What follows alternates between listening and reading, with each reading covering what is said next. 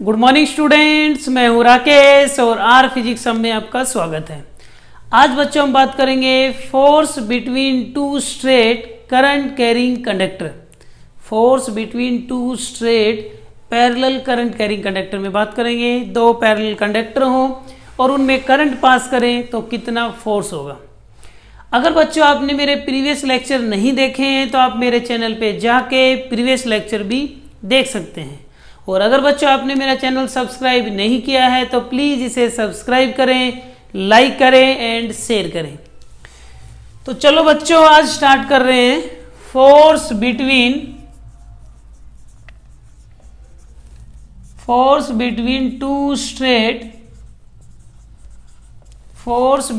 To straight infinite parallel current carrying conductor. Force between two straight infinite parallel current carrying conductor.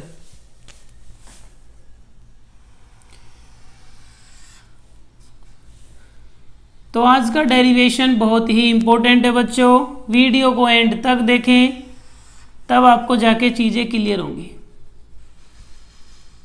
तो आज हम ये जानेंगे अगर कोई दो कंडक्टर पैरेलल हैं या एंटी पैरेलल हैं, दोनों केस जानेंगे।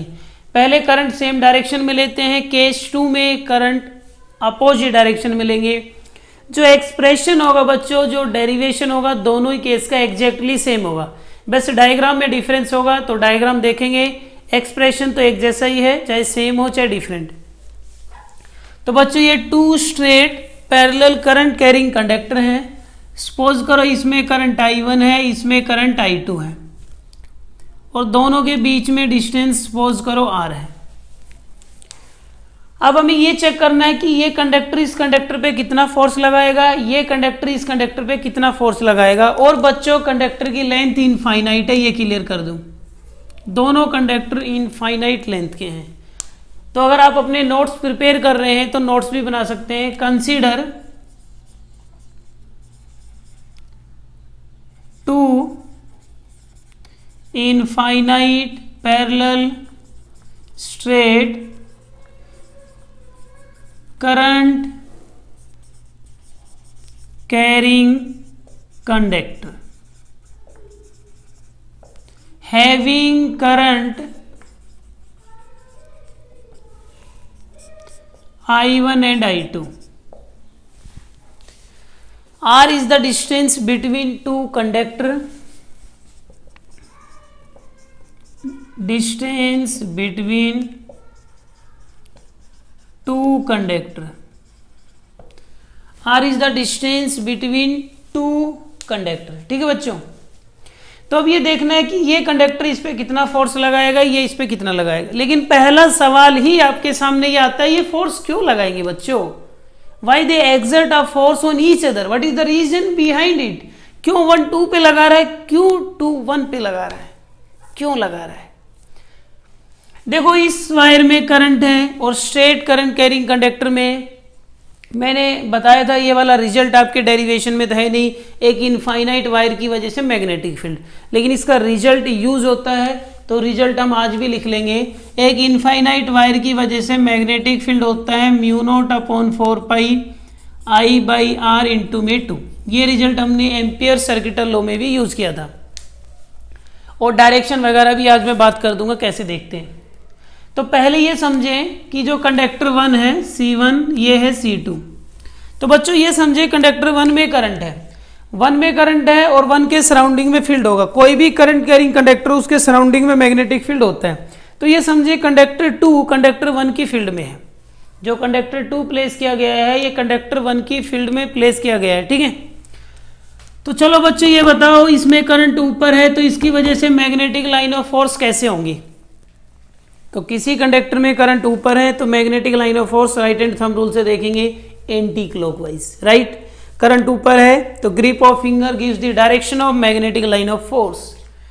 तो इसकी वजह से मैग्नेटिक लाइन ऑफ फोर्स ऐसे होंगी। इतनी बात समझ में आया? तो पहले हम ये लेट करके चलते हैं, केस 1 करा रहा हूं मैं आपको। When current is in same direction, current same direction में हो, इसमें भी दोनों में जो करंट की डायरेक्शन है बच्चों एग्जैक्टली सेम है, कोई डिफरेंस ही नहीं है। तो 1 की वजह से मैग्नेटिक लाइन ऑफ फोर्स ये है, मींस बच्चों मैग्नेटिक लाइन ऑफ फोर्स कुछ ऐसे बना, और जो कंडक्टर 2 रखा गया है, 1 मिनट भाई होल्ड करते हैं इसको, मुझे एक कंडक्टर और पकड़ना है इसलिए थोड़ा सा विचार विमर्श हो रहा है। और ये वाला कंडक्टर ऐसे है, समझ गए, एक सेंटर है और एक टेंजेंट है, सेंटर ये है और ये टेंजेंट है, this is the figure on the board, right. अब क्या होगा, इसकी magnetic line of force, magnetic line of force ऐसे बच्चों एंटी क्लॉकवाइज, तो यहां पे टेंजेंट किधर होगा, अंदर की तरफ होगा, तो इस पॉइंट पे जो मैग्नेटिक फील्ड होगा वो अंदर की तरफ होगा, तो 1 का मैग्नेटिक फील्ड हो गया B1 इनसाइड। इतनी बात समझ में आई। मैग्नेटिक लाइन ऑफ फोर्स पे टेंजेंट ड्रॉ करेंगे तो टेंजेंट B का डायरेक्शन देगा, और बच्चों मैग्नेटिक लाइन ऑफ फोर्स इसकी एंटी क्लॉकवाइज है, इतनी बात आपको क्लियर हो गई। तो कंडक्टर 2 कंडक्टर 1 की फील्ड में है, और कोई भी करंट कैरिंग कंडक्टर किसी की फील्ड में होता है तो फोर्स एक्सपीरियंस करेगा ILB sin थीटा, ये हम पढ़ चुके हैं। तो जो फोर्स हम निकालेंगे ध्यान रखना यूनिट लेंथ के लिए निकालेंगे, क्योंकि लेंथ इनफाइनाइट है, तो ये चेक करेंगे ये कंडक्टर इसके 1 मीटर पे कितना फोर्स लगाएगा, फिर ये कंडक्टर इसके 1 मीटर पे कितना फोर्स लगाएगा। तो हम निकाल रहे हैं बच्चों F21 निकाल रहे हैं, फोर्स ऑन 2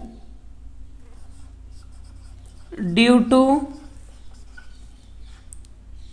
1, कंडक्टर 2 की वजह से कंडक्टर 1 पे फोर्स कितना होगा, यही कर रहे हैं, force on 2 due to 1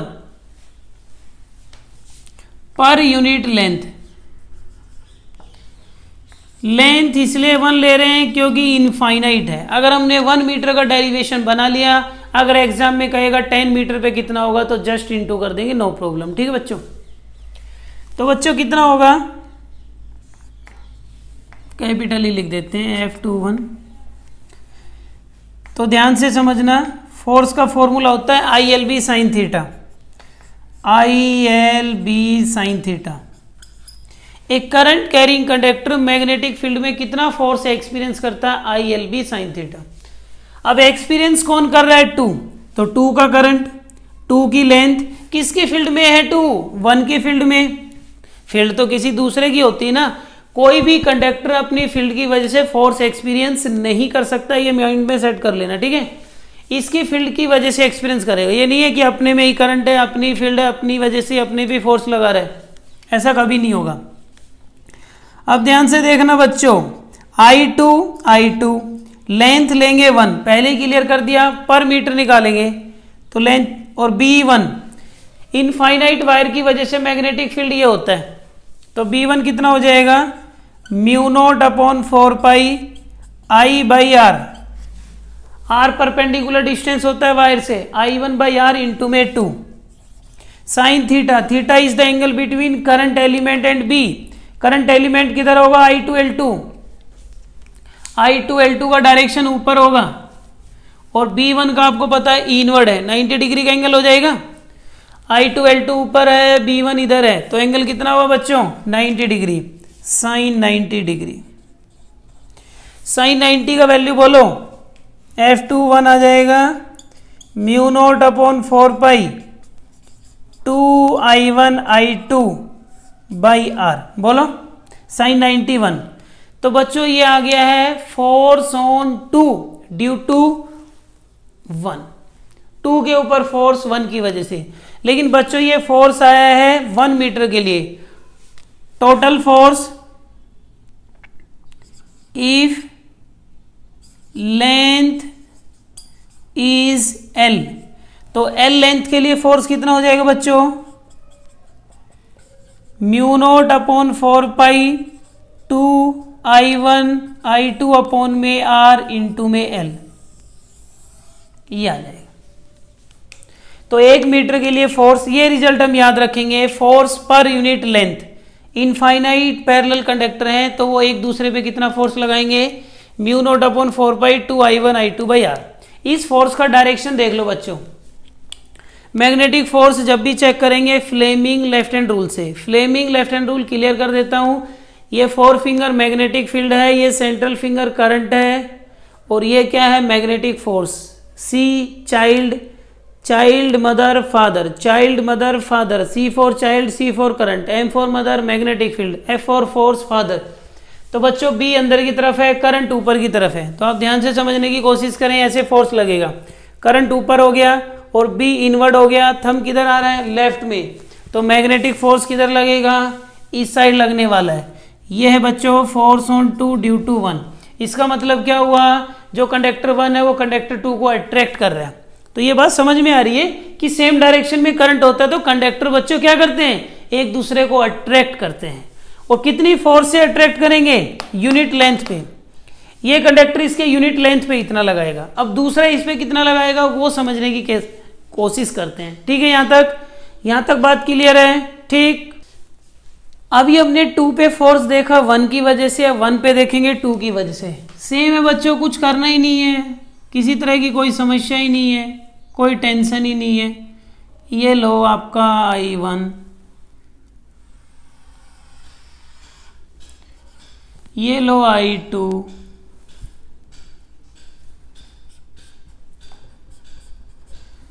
infinite length है, ये C1 कंडक्टर, ये C2। अभी हमने माना था कंडक्टर 1 की फील्ड में 2 है, अब ये मानेंगे कंडक्टर 2 1 की फील्ड में है। तो 2 का मैग्नेटिक फील्ड कैसे होगा, 2 में करंट ऊपर है तो इसकी मैग्नेटिक लाइन ऑफ फोर्स इसकी भी एंटी क्लॉकवाइज बनने वाली है। तो बच्चों इसकी मैग्नेटिक लाइन ऑफ फोर्स भी बना लो।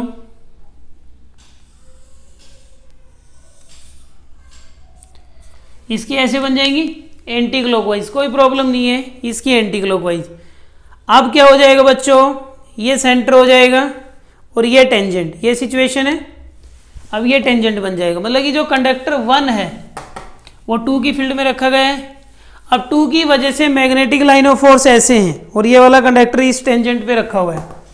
तो इस पॉइंट पे ये मैग्नेटिक लाइन ऑफ फोर्स है, B का डायरेक्शन किधर होगा, टेंजेंट, आउटवर्ड, आउटवर्ड। ये B2 हो जाएगा, 2 की वजह से मैग्नेटिक फील्ड यहाँ पे R डिस्टेंस पे। इतना समझ आया। मैग्नेटिक लाइन ऑफ फोर्स पे टेंजेंट ड्रॉ करेंगे, मैग्नेटिक फील्ड का डायरेक्शन मिलेगा। इलेक्ट्रिक लाइन ऑफ फोर्स पे टेंजेंट ड्रॉ करेंगे, इलेक्ट्रिक फील्ड का डायरेक्शन मिलेगा। बहुत अच्छी बात है, शाबाश। अब क्या करना है, अब क्या करना है, तो B का पता लग गया, फोर्स किधर लगेगा, वही फ्लेमिंग लगाओ। B आपकी तरफ, करंट ऊपर, थंब किधर आ रहा है बच्चों, B इधर आ गया, करंट ऊपर इधर। ठीक, तो फोर्स लगेगा इधर, means force on 1 due to 2। ये कंडक्टर इसको अट्रैक्ट कर रहा है। क्लियर हो गया होगा कि एक दूसरे को अट्रैक्ट कर रहे हैं। 2 1 पे इधर लगा रहा था, 1 2 पे इधर लगा रहा है। तो सेम डायरेक्शन में जब भी करंट होता है तो वायर एक दूसरे को अट्रैक्ट करती है। ठीक है, तो बात करते हैं कितना होगा, F12 force on 1 due to 2 per unit length. Unit length के लिए देखेंगे भाई, क्योंकि लेंथ इनफाइनाइट है तो फिक्स नहीं है, क्या इनफाइनाइट पुट नहीं कर सकते तो रिजल्ट इनफाइनाइट आएगा। F12 का formula ILB sin theta, force experience by A current carrying conductor when placed in a uniform magnetic field ILB sin theta होता है। एक्सपीरियंस कौन कर रहा है, 1 का करंट, 1 की लेंथ किसके फील्ड में रखा हुआ है, 2 की में, B2। तो चलो वैल्यूज पुट कर दो। I1 लेंथ 1 मीटर की बात कर रहे हैं, B2 का वही फॉर्मूला होगा, म्यू नॉट अपॉन 4 पाई, इनफाइनाइट की वजह से I की जगह I2 अपॉन R। इस वायर की वजह से यहाँ मैग्नेटिक फील्ड कितना होगा, म्यू नॉट अपॉन 4 पाई। स्टेट कंडक्टर का ये कहीं भी लिख लेना, mu naught upon 4 pi I by distance into में 2। तो उसमें करंट है I2, डिस्टेंस है R इंटू में 2, और करंट एलिमेंट और B में एंगल कितना है, करंट एलिमेंट मींस L1 और B2। L1 होगा I1 की डायरेक्शन में और B2 आउटवर्ड है 90 डिग्री, साइन 90, साइन 90 बच्चों 1। F12 आ गया म्यू नॉट अपॉन 4 पाई 2I1I2 अपॉन में R। कोई डिफरेंस नहीं है, फोर्स एग्जैक्टली सेम आया है, मतलब कि जितना फोर्स 1 ने 2 पे लगाया है उतना ही फोर्स 2 ने 1 पे लगाया है। क्लियर है? आ रहा है मजा? शाबाश। तो L लेंथ के लिए फोर्स कितना हो जाएगा? फॉर L लेंथ के लिए F12 हो जाएगा म्यू नॉट अपॉन 4 पाई 2I1I2/R इंटू L। कोई प्रॉब्लम, कोई समस्या, कोई तकलीफ नहीं? तो यहां तक कोई समस्या नहीं है। जितना फोर्स 1 2 पे लगाएगा उतना ही फोर्स बच्चों 2 1 पे लगाएगा। ठीक?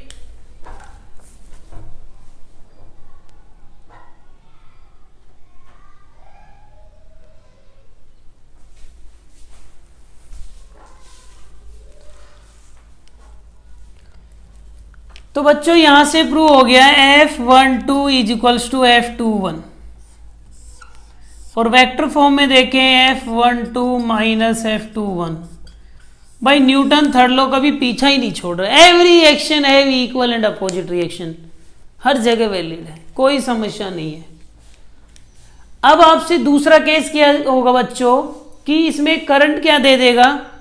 अपोजिट डायरेक्शन में। तो वो वाला डेरिवेशन में नहीं कर रहा हूं, डेरिवेशन एग्जैक्टली सेम होगा, बस जो दो फिगर मैंने बनाई है इन फिगर में चेंज आ जाएगा। फिगर दोनों एक साथ आपको दिखा देता हूं कि रिपल्सन होगा सेम डायरेक्शन में अगर हुआ तो अट्रैक्शन, अपोजिट डायरेक्शन में हुआ तो रिपल्सन। ठीक? अब बच्चों देख लेते हैं करंट अगर अपोजिट डायरेक्शन में हुआ तो क्या होगा। Case 2 when current in opposite direction, opposite direction के दोनों के फिगर बना रहा हूं, फिगर ही डिफर करेंगे, रिजल्ट में बच्चों कोई डिफरेंस नहीं है। तो एग्जाम में सेम डायरेक्शन आए तो यही करना है, अपोजिट का आए तो फिगर ये ड्रॉ करनी है, डेरिवेशन वैसे ही करना है, डेरिवेशन में कोई डिफरेंस नहीं है। ये opposite infinity C1 C2 I1 I2। तो 1 की फील्ड में मान लेते हैं 2 को रखा गया है, तो 1 की मैग्नेटिक लाइन ऑफ फोर्स कैसे होंगी?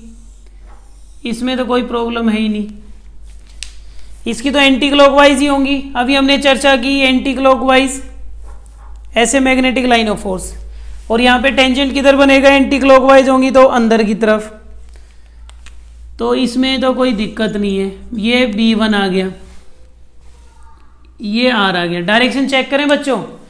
अब B अंदर की तरफ है लेकिन करंट नीचे की तरफ, B अंदर की तरफ, करंट नीचे की तरफ। देखो B अंदर की तरफ है, ऐसे करंट इधर हो गया, ऐसे दिखा रहा हूं, B अंदर की तरफ हो गया, करंट नीचे। अब थंब किधर आ रहा है? दिख नहीं पा रहा, ऐसे देख लो, ऐसे।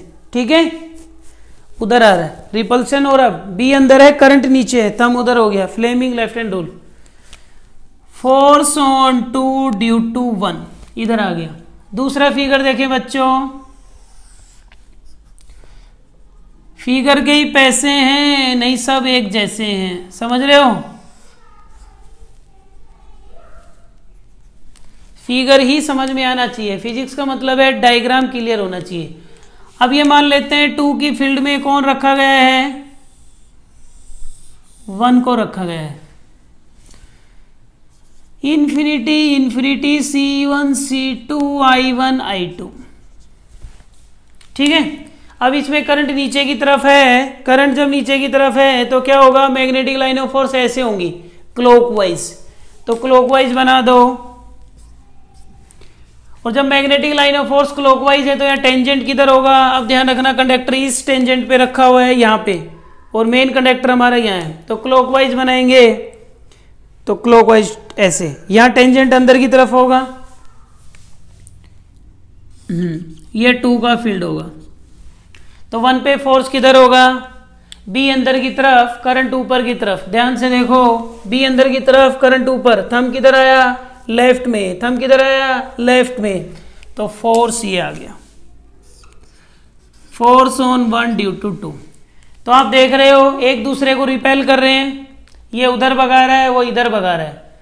तो बच्चों क्या होता है, जब अपोजिट डायरेक्शन में करंट होता है तो रिपल्शन होता है वायर में, सेम डायरेक्शन में करंट होगा तो अट्रैक्शन होता है। ठीक है, और इसी कॉन्सेप्ट पे हमने प्लस वन में याद करो 1 एम्पियर को डिफाइन किया था, और मैंने याद दिलाया था जब भी 12th की क्लास होगी 1 एम्पियर को वहां भी समझाएंगे। तो 1 एम्पियर करंट क्या होता है उसकी डेफिनेशन भी आप सुन लो आज। 1 एम्पियर एग्जाम में आता है यहां से कि 1 एम्पियर डिफाइन करो।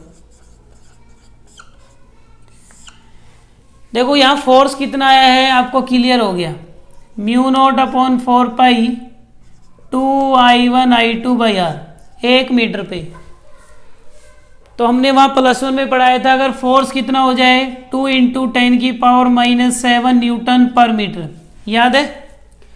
और इसकी वैल्यू होती है आपको अब तो पता लग ही गया 10⁻⁷, और दोनों में करंट I पास करें और 1 मीटर पे प्लेस करें। 1 मीटर पे प्लेस करेंगे तो बच्चों I² = 1, I = 1 एम्पियर। तो 1 एम्पियर करंट कैसे डिफाइन करेंगे, current is said to B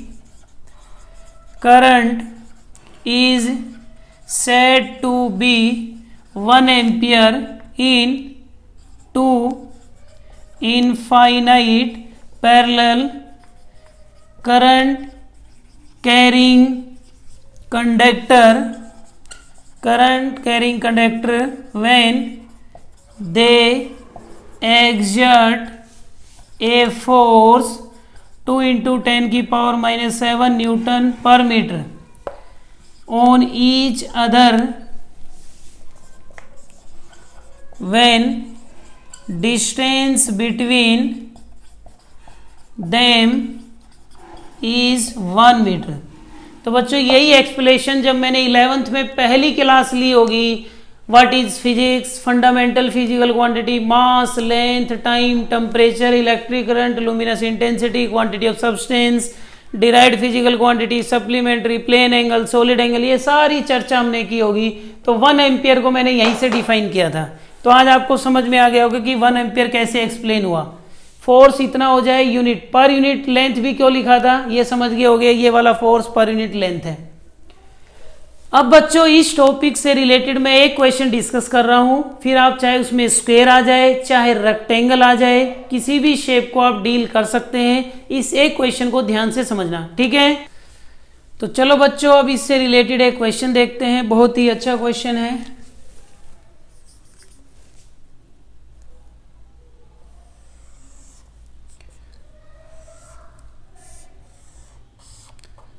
एक वायर है, ठीक है, ये इनफाइनाइट वायर है बच्चों, इसमें करंट है 3 एम्पियर। इसमें करंट देखो क्या होगा, यहां पे शेप स्क्वायर आ सकती है, रेक्टेंगल आ सकती है। तो 2 क्वेश्चन तो ये बन गए, एक बार करंट क्लॉकवाइज हो सकता है, एक बार एंटी क्लॉकवाइज हो सकता है, 2 क्वेश्चन ये बन गए। 4, एक बार यहां सर्कल आ सकता है, उसमें क्लॉकवाइज एंटी क्लॉकवाइज हो सकती है। क्वेश्चन कितने बन गए? 6। तो बस मैं एक क्वेश्चन के थ्रू सब समझाने की कोशिश कर रहा हूं। आप अब करंट कैसे भी मान लें, आपका मन कर रहा है हम ऐसे लेके चल रहे हैं, इसमें करंट ABCD एक रेक्टेंगुलर लूप है, करंट कैरिंग लूप है, इसमें करंट है बच्चों 2 एम्पियर, और एक ये इनफाइनाइट वायर के पास रखा गया है। तो ये वायर इस पे फोर्स किधर लगाएगी, कितना लगाएगी और किधर लगाएगी, मैग्नीट्यूड एंड डायरेक्शन हमें कैलकुलेट करना है। You have to determine magnitude and direction of force apply on this loop by this infinite wire, right. Suppose करो बच्चों, सपोज करो डिस्टेंस ये मान लेते हैं 10 और ये भी मान लेते हैं 10 और ये साइड मान लेते हैं 20 सेंटीमीटर। इतना समझ आ गया। अब ये गैप भी कुछ भी आ सकता है, डिस्टेंस भी कुछ भी आ सकता है, आप कॉन्सेप्ट पे फोकस करें मैं क्या करवा रहा हूं। इस रेक्टेंगल को आप ये देखो, ये 4 वायर है, एक बार AD को, एक बार AB को, एक बार BC को, एक बार CD को अलग अलग डील करेंगे। पहले AB को चेक कर रहा हूं, देखो AB और CD तो कैंसिल ही हो जाने हैं, क्योंकि AB पे फोर्स किधर लगेगा आप बताओ मुझे। मैं आपको एक शॉर्टकट दिखा रहा हूं, अभी तक नहीं बताया, Rakesh sir rule, you know I am Rakesh, खुद का रूल बता रहा हूं, ठीक है। ये मेरी ट्रिक भी है, मेरा खुद का रूल है, इससे चीजें बहुत आसान हो जाएंगी, आप इसको याद रखें। थप्पड़ नहीं मार रहा हूं, बस दिखा रहा हूं, ठीक है। ये वाला फेस नजर आए समझ लेना आउटवर्ड डायरेक्शन है। और ये स्किन नजर आए समझ लेना इनवर्ड डायरेक्शन है, अंदर की तरफ। कुछ नहीं करना है, करंट की डायरेक्शन में थंब को रख दो और जिधर फील्ड देखना, मुझे एबी पे देखना है तो एबी की साइड इस हिस्से को रख दो। क्या नजर आ रहा है? स्किन। तो यहाँ मैग्नेटिक फील्ड किधर होगा? अंदर की तरफ। हर जगह अंदर की तरफ ही होगा, यहाँ कोई प्रॉब्लम नहीं है, हर जगह अंदर की। अगर यही लूप इधर होता तो मैं ऐसे लिखता, करंट की डायरेक्शन में थंब को रखो, आपको क्या दिख रही है? मेरी पाम आउटवर्ड, स्किन दिख रही है इनवर्ड, ऐसे करके इनवर्ड जाएंगे, इसमें जैसे आउटवर्ड आएंगे। ऐसे ट्रिक याद कर सकते हैं डायरेक्ट, ज्यादा दिमाग लगाने की जरूरत नहीं है। लाइन बनाएंगे, टेंजेंट बनाएंगे, इतना समय नहीं है। अब इस पे फोर्स किधर लगेगा? ए बी को देखते हैं, बी अंदर की तरफ, करंट उधर, तो फोर्स ऊपर की तरफ आ गया। इस पे फोर्स आ गया बच्चों F1 ऊपर की तरफ। CD पे देखो, CD पे B अंदर की तरफ, करंट इधर, फ्लेमिंग लेफ्ट हैंड रूल लगा रहा हूं, ये करंट, ये B, ये फोर्स, फोर्स किधर आ गया? Downward, downward. ये हो गया F2। ये दोनों फोर्स इक्वल एंड अपोजिट आएंगे, क्यों? क्योंकि इनकी लेंथ भी सेम है, इनमें करंट भी सेम है, और ये वायर से इक्वल डिस्टेंस पे होगा। इसका हर पार्टिकल वायर से इक्वल डिस्टेंस पे होगा, इसलिए ये इक्वल एंड अपोजिट है, कैंसिल हो जाएंगे। F1 and F2 are equal and opposite, तो कैंसिल। अब बचेगा इसका फोर्स, इस पे फोर्स किधर लगेगा? AD पे। B अंदर, करंट ऊपर, किधर आया? लेफ्ट में। सीधा भी देख लो, इनमें सेम डायरेक्शन में करंट है, तो ये दोनों, ये वायर इसको क्या करेगी? अट्रैक्ट करेगी। F3। इन दोनों कंडक्टर को देखो, ये और ये दोनों पैरेलल हैं, तो पैरेलल वाला कॉन्सेप्ट लगाओ, इसमें नीचे, इसमें ऊपर, ये क्या करेंगे? रिपेल। तो ये डायरेक्ट भी देख सकते हो, फ्लेमिंग लेफ्ट हैंड रूल से भी देख सकते हैं, लेकिन यहाँ आप डायरेक्ट नहीं देख सकते थे क्योंकि ये परपेंडिकुलर है। पैरेलल वालों को तो डायरेक्ट देख लो, सेम डायरेक्शन में तो अट्रैक्शन, अपोजिट डायरेक्शन में रिपल्शन। Right, very good. निकाल दें F3 क्या होगा? निकाल दें F3, आ जाएगा ना mu naught upon 4 pi, mu naught upon 4 pi 2I1I2 by R into L. L भी तो लेंगे ना, एल लेंथ है इसकी 20 सेंटीमीटर। ये हो गया 10 की पावर -7 2, I1 ये ले लो, I2 ये ले लो, 3 इंटू में 2। एल कितना है इसका? AD का लेंथ कितना है? 20 सेंटीमीटर, मीटर भी बना दो -2। आर कितना है इन दोनों के बीच में? 10 सेंटीमीटर, मीटर बना दो -2। उड़ा दे सब कुछ, ये गया, वेरी गुड। 0 से 0, और भी अच्छा। 2 दूनी 4, 4 तिया 12, 12 दूनी 24, 24 इंटू 10 की पावर -7 न्यूटन। पूरी फोर्स आ गई। इसी तरह 4 बोलो, इन दोनों के बीच में फोर्स, म्यू नॉट अपॉन 4 पाई 10 की पावर -7। 2I1I2 सेम है, कोई दिक्कत नहीं है, 2 सेम है, I1 सेम है, I2 सेम है, एल भी सेम है 20, लेकिन आर गड़बड़ मत करना। इन दोनों में डिस्टेंस हो जाएगा 10 प्लस में 10, 20 सेंटीमीटर, 20 सेंटीमीटर। ये दोनों चलो अपने घर। 3 दूनी 6 दूनी 12, 10 की पावर -7 न्यूटन। ये बच्चों अट्रैक्टिव है, ये रिपल्सिव है, तो नेट फोर्स किधर आएगा? अट्रैक्शन ज्यादा है तो नेट फोर्स हो जाएगा F3 minus F4, F3 minus F4, 24 into 10 की पावर -7 माइनस 12 इंटू 10 की पावर -7, 12 इंटू 10 की पावर -7 अट्रैक्टिव। तो ऐसे क्वेश्चन को अप्रोच करना है। तो अगर यहाँ स्क्वायर होता तब भी ये परपेंडिकुलर वाली फोर्स कटी जानी थी, जो पैरेलल है बस उनको सोल्व करना पड़ता है। तो आई होप आपको आज का लेक्चर पसंद आया होगा। अगर बच्चों लेक्चर पसंद आया तो प्लीज इसे लाइक करें, सब्सक्राइब करें एंड शेयर करें। Thank you.